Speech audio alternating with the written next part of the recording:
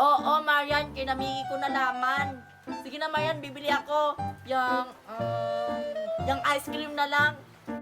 Ay, itong ice cream, Queenie, may sira to. Kailangan pa tong ayusin kasi hindi siya tumutunog. Kailangan kasi tong ayusin para tumunog na siya. Tingnan mo. Diba hindi? Sige, ayusin ko muna. Diyan ka lang. Sige, Marian, mag-aantay ako. May tunog pala yun. Ayoko kasi ng duck. Akala ni Queenie na may sira tong babos-babos na to. Wala, no? Papalitan ko to ng tubig para walang babos na lalabas. Ayan.